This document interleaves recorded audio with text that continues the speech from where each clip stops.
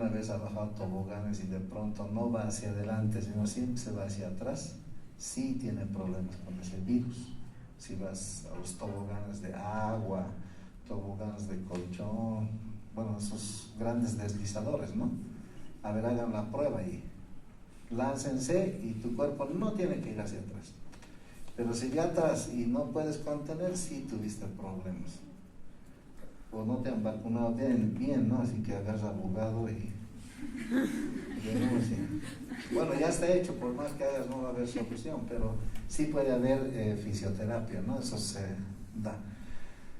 Entonces, el virus tiene su sistema de evasión.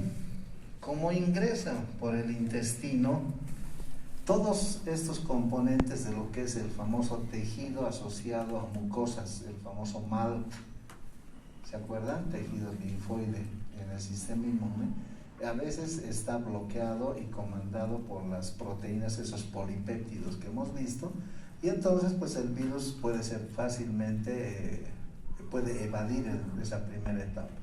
Por tanto, la respuesta inmune, como está viendo aquí, usted viene en función de características del tracto gastrointestinal, la replicación de órganos huésped, como está observando, el sistema linfático juega muy bien en todo esto. Y más aún si de pronto no tomas en cuenta cuando haces dietas inadecuadas. Ahí es nuestro problema porque el organismo se pone indefenso. Hay pacientes expuestos, por ejemplo, por el poliovirus, por la misma vacunación, que desarrollan inmunidad en muchos casos, pero la vacunación conlleva a que a veces sí tenga problemas, porque el sistema inmune no responde adecuadamente, porque son pacientes con comorbilidad, pacientes enfermos, tienen, al decir comorbilidad digo que tienen otras patologías, y entonces pues todo lo que usted está leyendo se hace evidente, y de pronto hay bloqueos inmunológicos, empiezan las variables virales a presentarse y obviamente no se controla como uno espera. Después de todo este detalle, yo tengo que necesariamente ver variantes de este virus que ustedes lo están viendo ahí, 3 variantes que son muy frecuentes, que lo van a ver. Existen patrones en función que involucran al sistema nervioso central. Lo único que aquí tienes que tomar en cuenta son 2 aspectos. La parte clínica.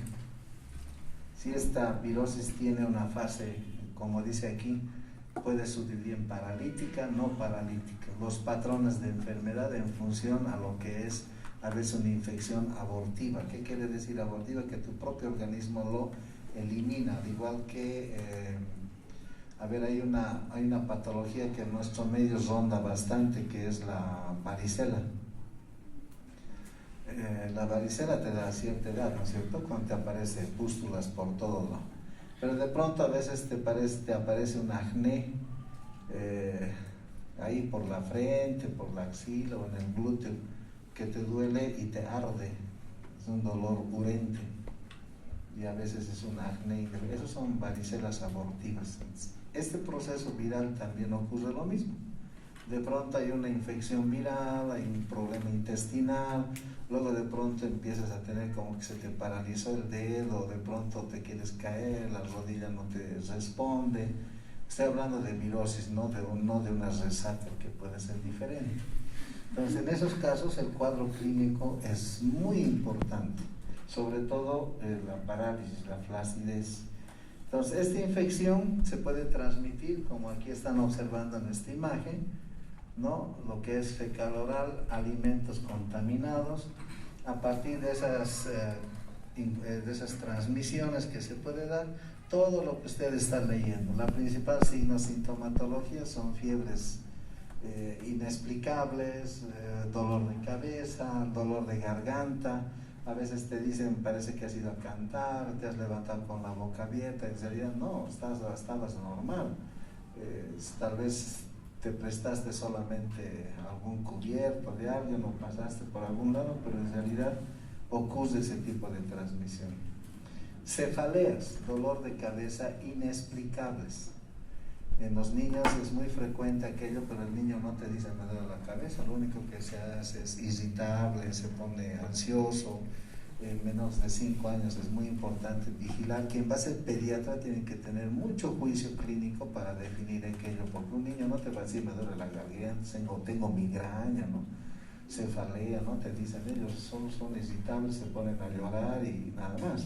En una persona mayor, y entre ustedes incluido como son jóvenes, a veces no puedes distinguir bien qué es una cefalea, un dolor de cabeza, una migraña o un malestar general. No puedes distinguir porque estás aprendiendo a discriminar esos elementos clínicos. Entonces es importante que todo lo que veas aquí, no es que todo eso va a tener el paciente, pero llama la atención que estos signos y síntomas que se presentan sin una causa aparente y muy llamativa, tienes que tomar en cuenta.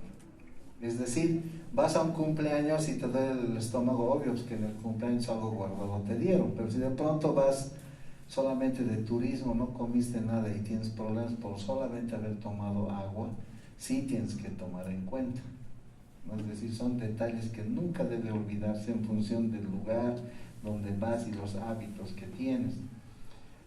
Dice el virus que afecta en este porcentaje en pacientes, obviamente para lo que nos llama la atención, que al final es la parálisis flácida, y ahí vienen porcentajes. 1 de cada 200, 1 de cada 1000 progresan. En nuestro medio no hay estadísticas.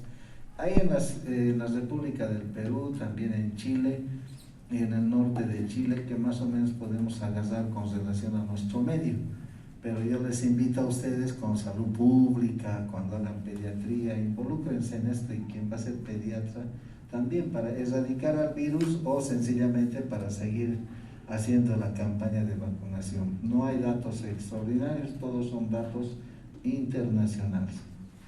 ¿Por qué les digo? Porque no sé si ustedes conocen, la mayoría, quien les habla tiene el gusto de conocer casi el 95% de nuestro país y un 80% de Sudamérica, y estos casos hay harto, en nuestro medio al menos existe bastante.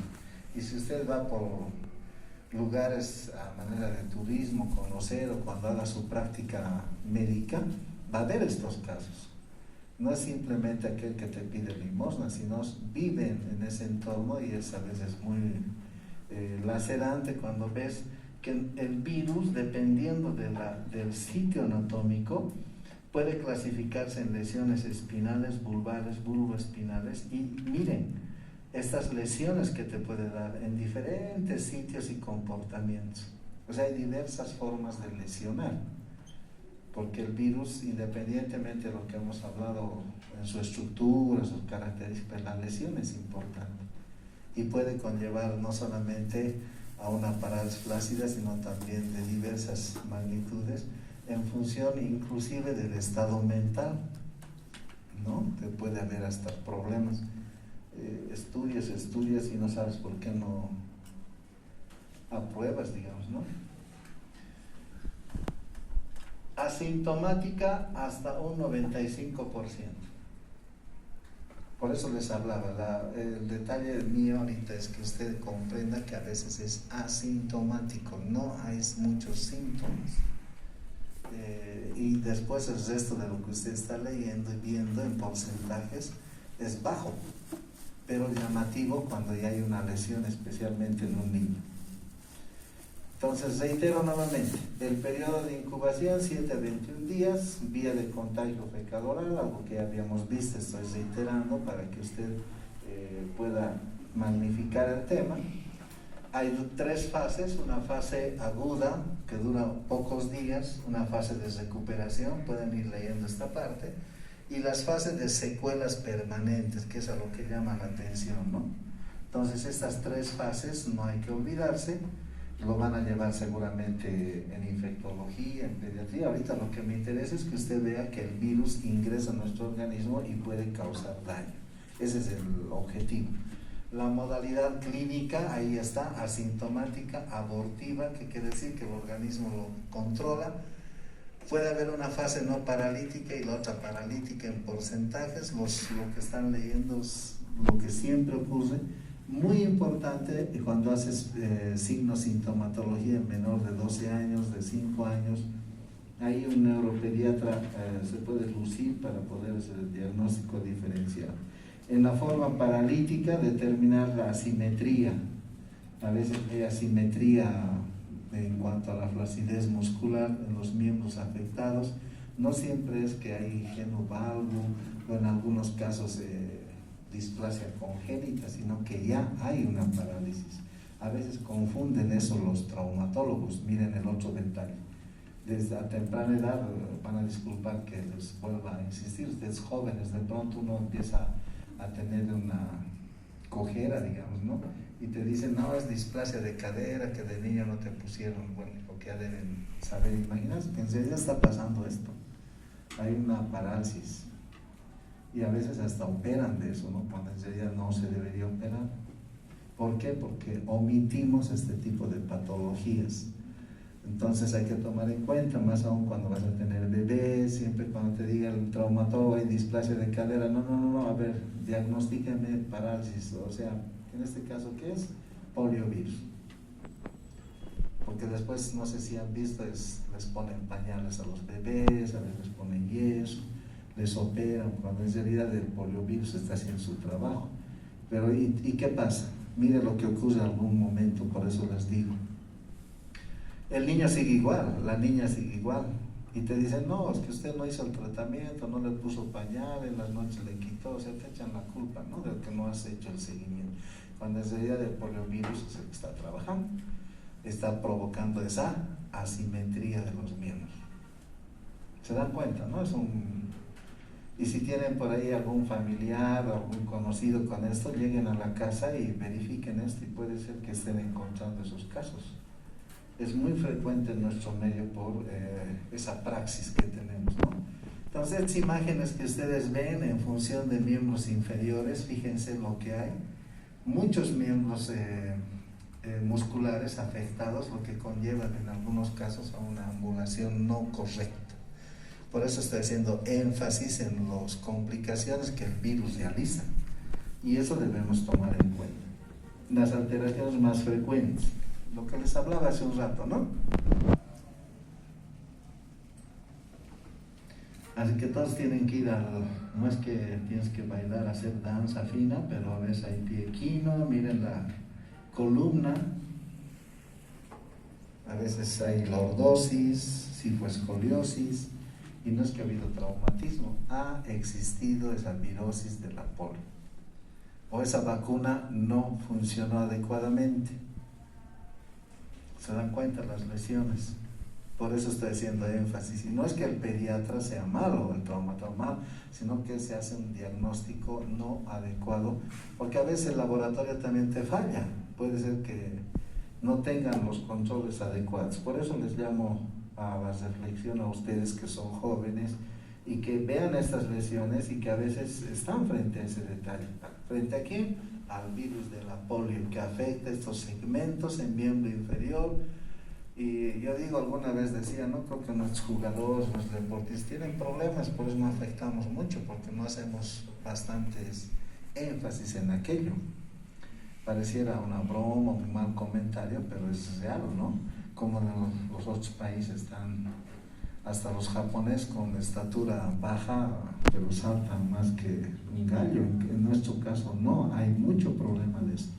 Entonces tómenlo en ese sentido y miren también los pares craneales pueden estar afectados, ¿no? Entonces hasta hay una serie de detalles que podemos ir observando. ¿Quién va a ser neurólogo, pediatra? Y tiene harto para trabajar. Y esta imagen que siempre lo van a ver, ¿no? Los libros, textos existen, pero aquí lo importante es estas grandes secuelas. Vuelvo a reiterar, miren 30, 40 años más tarde, post-poliomielitis, las alteraciones que podemos tener en función de episodios afectados. Y lo que llama la atención es esto, ¿no? Poliomielitis no paralíticas, las formas de poliomielitis que existen a nivel mundial. Es más, la OMS está a punto de decir que ya va a erradicar la polio. En pocos países existe, pero polio así marcada de infección, como dicen los libros, los reportes, en algún momento de la charla que yo hice, pero ya la particularidad en regiones continúa y en nuestro medio continúa, especialmente en los valles del norte de Potosí, de Cochabamba, también creo que existe en los valles de nuestro, bueno, en este caso del departamento de La Paz existe, en el sur del Perú todavía existen estos problemas, sé que por el norte argentino también existe, o sea, estamos en una pequeña isla todavía epidemiológica. Y ahí está la epidemia, los colores que menciona en función al número del país con poliomielitis. Miren, dice autóctona. ¿Qué quiere decir? Que tenemos virus propios de la región, que varían y dependiendo del caso, pues va a haber también las lesiones. Entonces esto lo pueden sacar del internet para ver con mejor color. Entonces la edad de presentación en la mayoría de los casos, lo que he estado observando, ¿no? La infección viral puede ser los primeros 2 años y luego las lesiones, ya empezar a ver a partir de 3, 5 años los serotipos, el más frecuente, ahí tienen para los escuderos, pregunta de examen, tipo 1. Ay, ¿no? Todavía escuderos los que graban para el grupo. Factor de mayor riesgo. Cuando estés en gestación, especialmente las damas, ¿no? Hay que tomar en cuenta esto. No, ahí el beso francés no sirve porque te pueden estar contaminando. Entonces, la cirugía amigdalina, para quien va a ser otorrino, les recomiendo, nunca operen una amigdalitis hipertrófica. Hasta hace un tiempo y actualmente también lo hacen y digamos mi comentario es otra falacia, pero es como invalidar inmunológicamente a la persona cuando la amígdala te quita, ¿no? La hipertrofia amigdalar hay que buscarle otros remedios, pero en nuestro medio es lacerante porque te invalidan inmunológicamente. Entonces estos detallitos, especialmente en las 3 primeras etapas, son factores de mayor riesgo para tener enterovirus, en este caso poliovirus. La cadena de transmisión, ser humano, lamentablemente hay que decir, somos nosotros mismos, de persona a persona. Ahí viene el virus, entra por la boca, se adhiere al orofaringe, mucosa intestinal y todo lo que hemos ido repitiendo.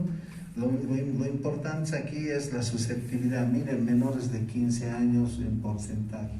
O sea, ustedes ya pasaron y muchos tal vez con respeto les hablo, tal vez hay alguna secuela, hay que ir midiendo, traten de medir fuerzas de otra característica. ¿Cómo hago el diagnóstico? Hay 3 formas de hacer diagnóstico.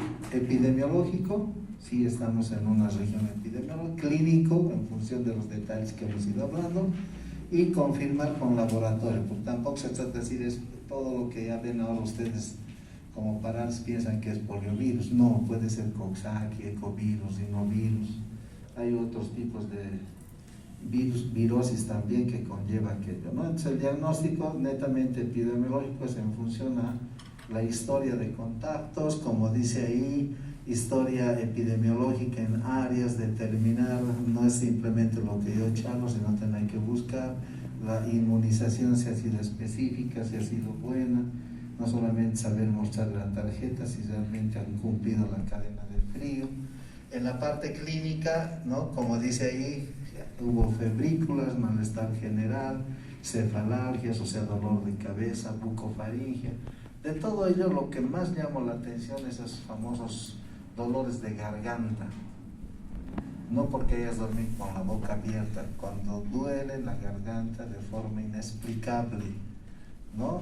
Como dice ahí, el estreñimiento, todo lo que tienen. No es que todos van a tener lo mismo, pero siempre hay que tomar en cuenta. Y también la rigidez de nuca. Alguien de pronto se levanta como que ha dormido y dice, no tengo, ¿qué llaman? Tortícolis, ¿no? Puede estar ocurriendo aquello. Hay que tomar muy bien. Y en un niño no puede ocurrir eso, ¿no es cierto? No puede ocurrir. Y a veces los niños o niñas repiten lo que dicen los papás, pero a veces es cierto. Hay que tomar en cuenta aquel aspecto antes de que veamos la parálisis, porque cuando ya hay parálisis, no, bueno, no hay ni vuelta que dar y ya existe lesión. Y en el diagnóstico, esos elementos que usted ve, Reacción en cadena de la polimerasa es lo que más se hace a partir de cultivos virales de líquido cefalorraquídeo, todo lo que está observando. Un recuento de células elevado siempre de polimorfo nucleares hay que determinar, el aspecto inmunológico, la serología, buscar siempre anticuerpos de neutralización contra el virus de la polio. Y ahí está el diagnóstico diferencial. No todo es lo que les he dicho. A veces ocurre que esas enfermedades como el síndrome de Guillain-Barré, que es la primera que tienes que hacer. ¿Por qué todos esos síndromes de Guillain-Barré a veces en nuestro medio es motivo de este virus, ¿no? Porque estos son sindromáticos. El síndrome, que quiere decir signos y síntomas sin causa aparente, o sea, no es específico, pero en nuestro medio hay que pensar en eso. Y todo lo que usted está leyendo ahí, desde una simple neuritis, radiculitis, te dicen, no, es una neuritis intercostal, han debido escuchar alguna vez, ¿no? Tengo problemas en la costilla, que de pronto hay calambres, que no, piensa. Y le digo a usted porque usted está en esa edad de contraer esas enfermedades porque están en crecimiento. Reitero que terminas de crecer a los 22, 25 años. Entonces hay que tomarlo más en cuenta ese aspecto. Bueno, y este cuadro está en función de ese diagnóstico del síndrome de Guillain-Barré y la poliomielitis agudas en cuanto a días. Si usted va leyendo, va a hacer un poco de examen, esto lo puede encontrar en el internet, no les vamos a preguntar, al menos yo no voy a hacer preguntas para el examen, pero sí, para conocimiento general, usted tiene que ir ensayando este tipo de cuadro en el afán de discernir muy bien una parálisis flácida, asimétrica, proximal a lo que es una Guillain-Barré, que es simétrica y distal. Por ejemplo, ese diagnóstico, para que usted fácilmente pueda hacer un diagnóstico. Mire, parálisis flácida asimétrica, poliomielitis simétrica, Guillain-Barré. Es bien facilita esa, es la única que yo te pido que te la aprendas y vas a tener éxito más adelante. Entonces, el virus de la polio inactivado tiene ciertas ventajas y desventajas, especialmente para la inmunización. Como dice aquí, no hay riesgo de desarrollo de enfermedad, el transporte y almacenamiento son buenos, no sirve particularmente para inmunización. La desventaja es que en muchos casos no son virus nativos y a veces no desarrollan anticuerpos secretorios adecuadamente por la tolerancia inmunológica. Y la prevención y control, que ya está deductivo todo lo que están viendo, y pues a eso hay que darle una miradita, ¿no? El lavado de manos, el agua tiene que estar siempre potabilizada, tomar en cuenta no estar en medio de heces en el ambiente. Hay algunos estudios en África en el que han encontrado enterovirus y características propias de poliovirus en los canes. Y en nuestro medio no se ha hecho ese estudio, pero miren, si han encontrado en África, porque